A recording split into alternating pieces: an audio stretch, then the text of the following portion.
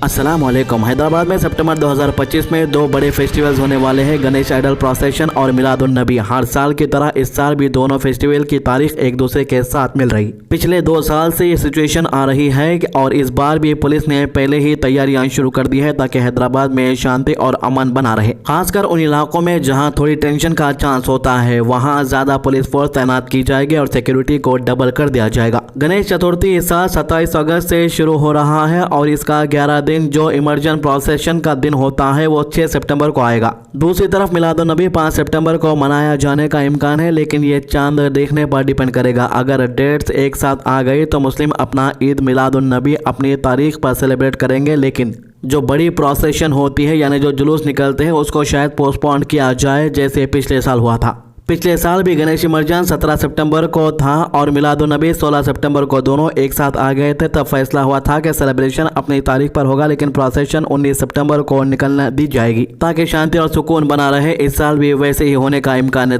वहीं हैदराबाद में एक ऐसा वाकया सामने आया है जो शहर के अमन और भाईचारे को बिगाड़ने की कोशिश करा। बालापुर के शरीफ नगर इलाके में मौजूद 400 साल पुराने कुतुब शाही मस्जिद हुसैनी के अंदर एक मदरसा नौमानिया चल रहा है, जहां तेलंगाना के बच्चे तालीम हासिल करते हैं। इस मदरसे में सिर्फ तेलंगाना के स्टूडेंट ही तालीम लेते हैं, बाहर के स्टेट्स के बच्चे यहां एनरोल नहीं है। लेकिन कल एक घिनौना मंजर देखने को मिला जब एक हिंदुत्व ग्रुप ने यहां आकर धरना शुरू किया और मदरसा बंद करने का मुतालबा किया। यह धरना तकरीबन 2 घंटे तक जारी रहा। इस दौरान न सिर्फ नारेबाजी हुई बल्कि खुले तौर पर एंटी मुस्लिम स्लोगन्स भी लगाए गए। मस्जिद और मदरसा की इज्जत को ठेस पहुंचाने की कोशिश की गई। पहले हम लोग ये चीजें यूपी में देख के सुनते थे और समझते थे कि क्या हो रहा वहाँ पर, लेकिन अब यह हैदराबाद में भी शुरू हो गया है। सबसे अफसोस की बात यह रही कि बालापुर पुलिस जो कि इस इलाके की जिम्मेदार है वो सिर्फ तमाशा देखती रही थी। ना उन्होंने एहतजाज को रोका, ना ही किसी को गिरफ्तार किया। पुलिस की इस खामोशी ने लोगों के बीच सवाल पैदा कर दिए हैं कि क्या तेलंगाना भी अब सॉफ्ट हिंदुत्व पॉलिसी की तरफ चल पड़ा है। एमबीटी के लीडर अमजदुल्ला खान ने इस वाक़े पर सख्त नाराजगी का इजहार किया। इन्होंने कहा है कि अगर यह हरकत किसी मुस्लिम लीडर ने की होती तो पुलिस अब तक उसे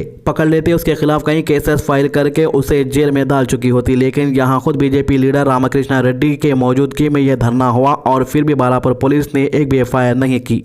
ये पहला वाक़या नहीं है जब मदरसा या मस्जिद को निशाना बनाया गया हो। इससे पहले भी संगारेड्डी डिस्ट्रिक्ट के जिन्नारामन गांव में मदरसा अरबिया तालीम उल कुरान पर हमला करने की कोशिश हुई थी।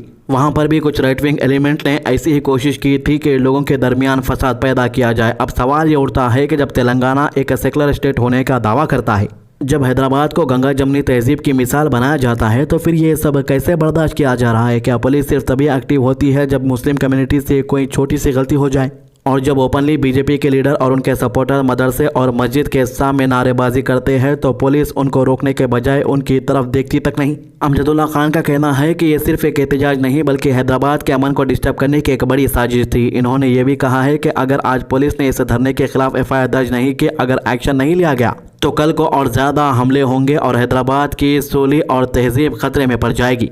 खान ने तेलंगाना के सीएम रेवंत रेड्डी से भी सवाल उठाया कि क्या वो बीजेपी लीडर को बचाने के लिए सॉफ्ट हिंदुत्व पॉलिसी अपना रहे हैं। बालापुर पुलिस स्टेशन लिमिट्स में सुल्तानपुर में एक मस्जिद है, खदीम मस्जिद, तकरीबन 400 साल पुरानी खदीम मस्जिद है, मस्जिद हुसैनी। उस मस्जिद के तहत जो है एक मदरसा चलाया जाता है। मदरसे का नाम मदरसे नोमानिया। तो आज अचानक जो है कुछ बीजेपी के लीडर, जिसका नाम है रामकृष्णा रेड्डी, एक बीजेपी का लीडर है, और उसके साथ कुछ शरपसंद अनासिर यहाँ पर जमा होके मुसलसल 2-2.5 घंटे तक धरना देते रहे। अफसोस की बात यह है कि यह धरना बगैर परमिशन का रहा, और एक अफसोस की बात यह है कि यह धरने में जो है खुद पुलिस के आला ओहदेदार वहां पर मौजूद थे, तमाशबीन थे। और इस धरने में जो वीडियो रिकॉर्डिंग मेरे पास आई है, वो वीडियो रिकॉर्डिंग में मुसलमानों के खिलाफ में धरना हो रहा। ये मदरसा आतंकवादियों का है। अरे आतंकवादी तुम लगा, मदरसे में कहाँ के आतंकवादी आते बोलो आप? तो बहरहाल ये एक मुद्दा है। यहाँ पर जो है मुसलसल मुसलमानों के खिलाफ में धरने नारे लगते रहे और पुलिस खामोश तमाशा रही। इसके खिलाफ में कोई एक्शन नहीं लिया गया। हमारा मुतालिबा है कि ये मदरसा तकरीबन 7 साल से चल रहा है। यहाँ पर ये मस्जिद 400 साल पुरानी मस्जिद है, नमाज हो रही है। ये शरपसंद अनासिर इसको बिगाड़ने की कोशिश कर रहे हैं। बालापुर पुलिस को इमीडिएट, अब आप देखिए वाकया होके तकरीबन 8 घंटे होता। अगर कोई फर्ज करिए कोई मुस्लिम तंजीम ऐसा धरना देते स्पॉट पे अरेस्ट कर लेते, केस में बुक करते, रिमांड करते। अभी तक उनके खिलाफ में कोई एफआईआर इशू नहीं हुई। तो मदरसे के मैनेजमेंट ने मीडिया को बताया है कि ये जो भी तालीम यहाँ दी जा रही है वो सिर्फ तेलंगाना के बच्चों के लिए है, यहाँ कोई बाहर के स्टूडेंट नहीं है। फिर भी अगर सिर्फ नाम मदरसा है तो उस पर हमला करना, उसे बंद करने की बात करना असल में मुस्लिम की तालीम को रोकने की साजिश है। ये वाकया हैदराबाद के लिए एक अलार्म है। अगर अभी भी एक्शन नहीं लिया गया तो आने वाले दिनों में ये राइट विंग ग्रुप्स और ज्यादा हिम्मत करके मस्जिद और मदरसों पर हमला करेंगे। पुलिस और गवर्नमेंट की जिम्मेदारी है कि वो हर एक धर्म के इंस्टीट्यूशंस को बराबर का तहफ़्फ़ुज़ दे, लेकिन अगर सिर्फ एक साइड के लिए लॉ अलग है और दूसरे साइड के लिए अलग तो फिर हैदराबाद के अमन और शांति को बचा पाना मुश्किल हो जाएगा। दूसरी तरफ न्यू दिल्ली में एआईएमआईएम चीफ असदुद्दीन ओवैसी ने एक बड़ी बात उठाई है।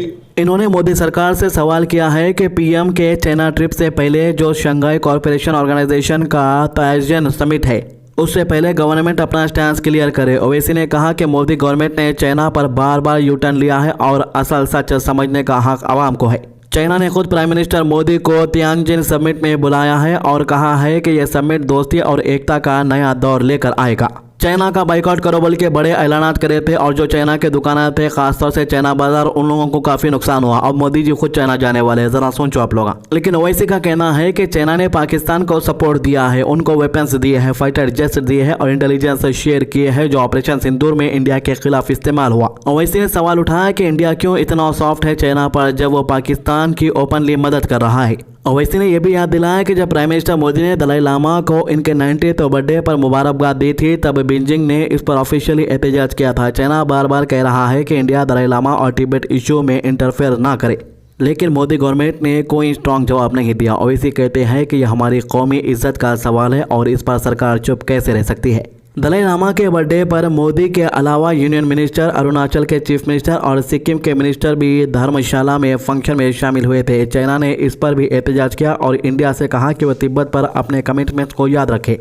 ओवैसी ने और भी कहा है कि चाइना की वजह से इंडिया की इकोनॉमी भी डैमेज हो रही है। 2020 से ट्रेड इम्बैलेंस और भी बढ़ गया है, लेकिन गवर्नमेंट इस पर सीरियस नजर नहीं डाल रही। ओवैसी ने एक न्यूज़पेपर का स्क्रीनशॉट भी शेयर किया जिसमें चाइनीज फॉरेन मिनिस्टर वांग यी का इंडिया विजिट कवर की गई थी। वांग यी न्यू दिल्ली आए एनएसए अजित डोवल के साथ बॉर्डर टॉक्स के लिए और एक्सटर्नल अफेयर्स मिनिस्टर जयशंकर भी शामिल थे। जयशंकर ने कहा कि आजकल ग्लोबल एनवायरनमेंट में इकोनॉमिक स्टेबिलिटी और टेररिज्म के खिलाफ लड़ाई दोनों इंपॉर्टेंट है। इंडिया का एम है कि चाइना के साथ रिलेशन कोऑपरेटिव और फॉरवर्ड लुकिंग बने, लेकिन ओवैसी का कहना है कि जब तक चाइना ओपनली पाकिस्तान को सपोर्ट करता रहेगा और हमारी सिक्योरिटी और इकोनॉमी के खिलाफ काम करेगा तब तक सरकार की ये सॉफ्ट डिप्लोमेसी समझ से बाहर है। मोदी सरकार चाहती है कि वो आवाम को अपने हिसाब से लेकर चले। जब आवाम चाइना के सामान इस्तेमाल करती थी तो बोले कि एहतजाज करो, तो आवाम ने चाइना के सामान जो घर के अंदर थे वो निकाल कर फेंक दिए कुछ लोग। लेकिन अब खुद मोदी जी चाइना को जा रहे हैं तो आवाम से कहेंगे कि आप भी चाइना हो, नहीं बोलेंगे। यहाँ पर नुकसान सिर्फ आवाम का हो रहा है। आज की अच्छी बात, अल्लाह ताला कुरान में फरमाता है जब आप किसी काम का अज़म कर ले तो अल्लाह पर तवक्कल करे, बेशक अल्लाह तवक्कल करने वालों को महबूब रखता है। सूरह अल इमरान आयत नंबर 159। हमारे चैनल को सब्सक्राइब कीजिए, वीडियोस को ज़्यादा से ज़्यादा शेयर कीजिए। अल्लाह हाफिज़।